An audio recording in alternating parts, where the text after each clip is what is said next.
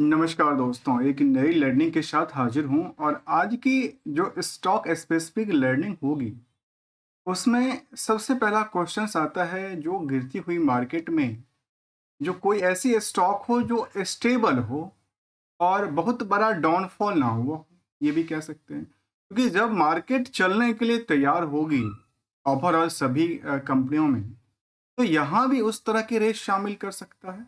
चलिए जानने की कोशिश करेंगे। हम आपके सामने एक ऐसी ही कंपनी लेके आया हूँ जिसको जिक्र करते हैं हम स्टॉक परफॉर्मेंस की बेसिस पे। यदि हम फिलहाल की स्टॉक मार्केट की ट्रेंड को जानने की कोशिश करेंगे तो ये कह सकते हैं जो कंपनी का जो स्टॉक प्राइस है वो लाइफ टाइम हाई से मार्केट में एक 76% की गिरावट रही। लेकिन वहीं पे यदि आप 52 वीक की डेटा से कंपेयर करते हैं तो करीब करीब कह सकते हैं कि 25% के आसपास गिरावट। और साथ में ये भी कह सकते हैं कि जो लोअर से हायर साइड के लिए खुलती देखी गई उसमें करीब करीब कह सकते हैं कि 94-95% की ग्रो लेवल क्रिएट कर। आखिर ऐसी कौन सी कंपनी है इसके लेकर देखा जाए, कंपनी क्या है। यदि कंपनी का आप पी मल्टीपल को देखते हैं तो वो भी बहुत ज़्यादा महंगी नहीं दिखती है। आजकल वो अर्निंग पर शेयर के 25 मल्टीपल में ट्रेड करती देखी गई नियरली की यदि बात किया जाए, जबकि डेट टू इक्विटी भी काफ़ी कम रहा है कंपनी को लेकर के। और साथ में यदि कंपनी में आप बुक वैल्यू से कंपेयर करेंगे करंट मार्केट जोन, तो वो भी बहुत ज़्यादा महंगा नहीं दिखता। 350% से ज़्यादा रैली क्रिएट करती है, तो ये बहुत ज़्यादा नहीं है। बट पेयर्स के कंपैरिजन में यदि कंपेयर करेंगे तो वो भी काफी सस्ता वैल्यूएशन का दर्ज करती है। चलिए एक नजर आपको हम इसकी चार्ट ग्राफ पे ले चलते हैं और दिखाने की कोशिश करते हैं आखिर इसमें कैसा रहा है। देखिए यदि हम चार्ट ग्राफ पे चलते हैं तो आपके सामने जिक्र होगा कंपनी का और कंपनी की चार्ट ग्राफ। इस चार्ट ग्राफ में हमने एक साल की चार्ट लिया, तो एक साल की चार्ट में ये दर्ज करती है जहां मार्केट में लगातार हम लोगों ने समझा कि एफआईडीआई लगातार बिकवाली कर रही है, वहीं पे इस कंपनी की रेस में जो देखा गया कि यहाँ पे स्थिरता कायम करती देखी गई जिनकी चार्ट ग्राफ। तो आखिर कंपनी के बारे में करती क्या है, कंपनी एफएमसीजी प्रोडक्टिविटी से जुड़ी हुई है, उसी सेक्टर की कंपनी है। जीएमआर ओवरसीज, और इस कंपनी के बारे में यदि देखा जाए तो ये कहता है कि इनमें जिसमें कि राइस हो, स्पाइसेस हो, क्लासिक आटास की बात कहती है और बिरयानी किट की बात कहती है, जो कंपनी अपनी प्रोडक्टिविटी रेंज में दर्ज करती देखी। जहाँ चक्की फ्रेश आटाज हों, इसकी जो क्लासिक की बात कहती है। रिसेंटली ब्रांड की बात किया जाए तो कहती है जो कंज्यूमर स्टेपल्स ब्रांड्स के तौर पे इनका एक largest and the trusted brand के तौर पे बनी हुई है। इसके अलावा कुछ और पार्ट को देखा जाए कहते हैं अक्रॉस द वर्ल्ड में इनका कारोबार देखने को मिलता है। तो ये कंपनी की बात किया जाए तो इनकी कंपनी के प्रोडक्टिविटी रेंज को हमने जानने की कोशिश किया, तो मार्केट की रेस को एक नज़र आपके सामने लेके आता हूँ। देखिए मार्केट की रेस में यहाँ हम कुछ कंपनी को जिक्र भी करेंगे, जहाँ इस GRMs ओवरसीज को हम LT फूड से कंपेयर करेंगे या फिर हस्सुन्स एग्रो होगा, निफ्टी के एफएमसीजी इंडेक्सेशन होगा और निफ्टी के 50 इंडेक्सेशन की पॉइंट ऑफ व्यू से भी समझने की कोशिश करें। देखिए इन सभी पहलुओं को केवल और केवल हम आपको ट्रेडिंग के पर्सपेक्टिव से नहीं बता रहा हूँ कि आप आ जाओ, आप स्टॉक को खरीदो या बेचो या रखो।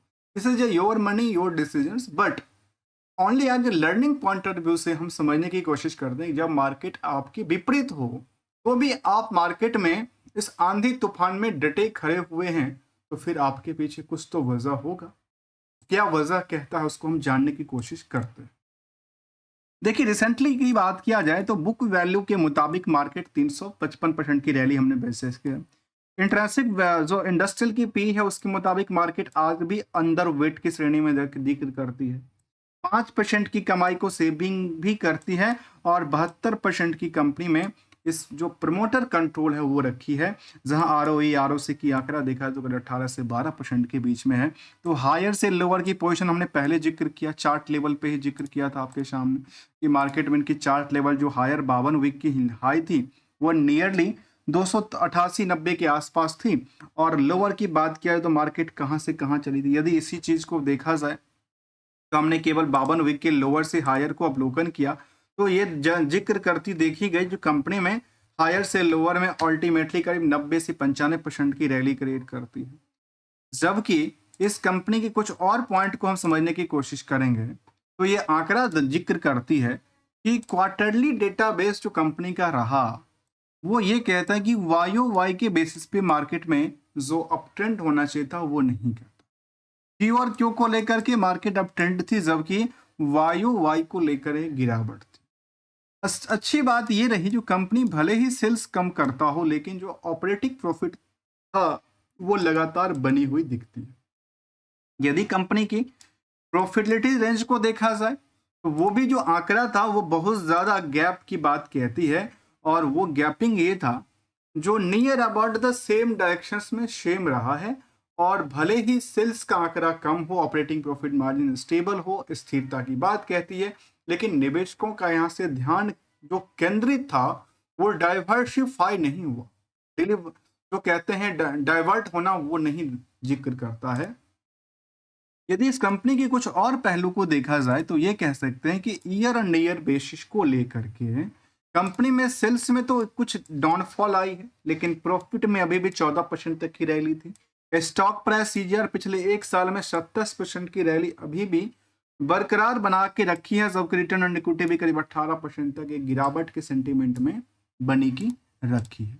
तो कंपनी की जो अर्निंग था वो थोड़ा सा कंपेरिजन टू द पिछले पीरियड के मुकाबले कम हुआ, बट जो है वो वाई के बेसिस पे थोड़ा सा डिक्लाइनिंग था, तो क्यू और क्यू को लेकर के मार्केट में डिमांडेबल।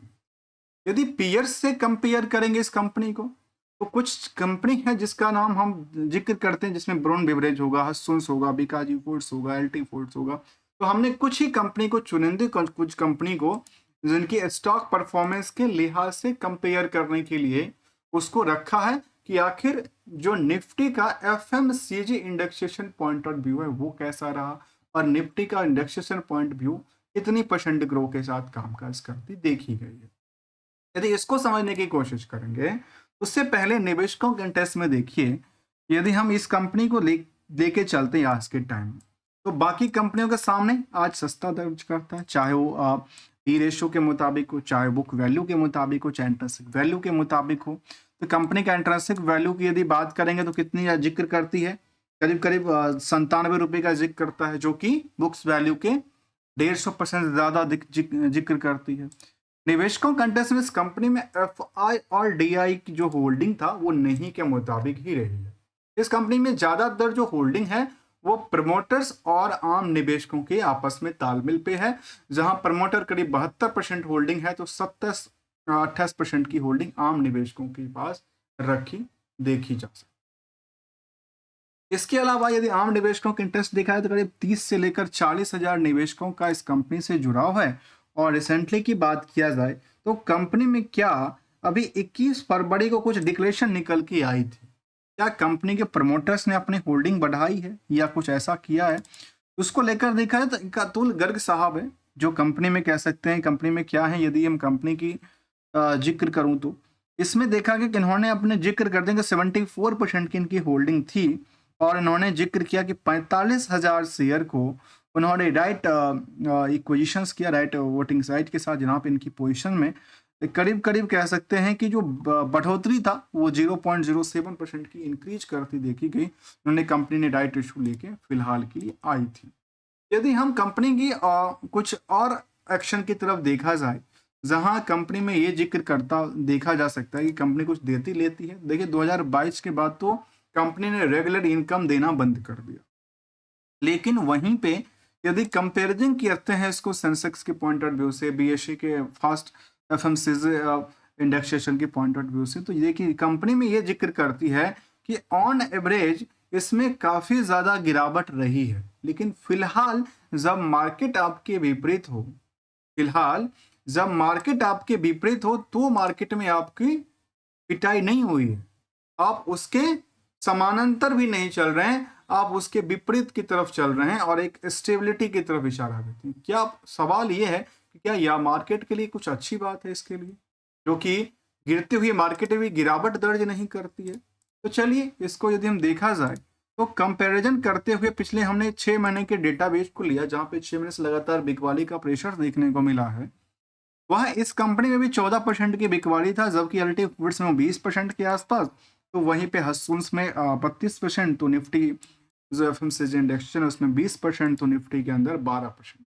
और ये जो लर्निंग है वो है 3 मार्च 2025 का। तो आज के डेट की ये फिगर कहती है, और कल के डेट में फिगर कभी भी चेंज हो सकता है, क्योंकि मार्केट में जो कंपैरिजन करने के तरीके हैं वो लास्ट पीरियड के हिसाब से देखा जाता है, पीरियड के प्राइस के हिसाब से देखा जाता है, समझा जाता है। आखिर कंपनी में रिस्क फैक्टर को लेकर क्या जिक्र करती है?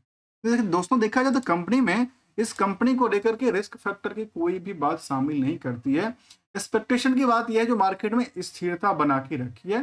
तो क्या ये अपॉर्चुनिटी क्रिएट कर रही है आज के टाइम में? लेकिन मैम आपको कोई भी ट्रेडिंग की बात तो शामिल नहीं करता हूँ।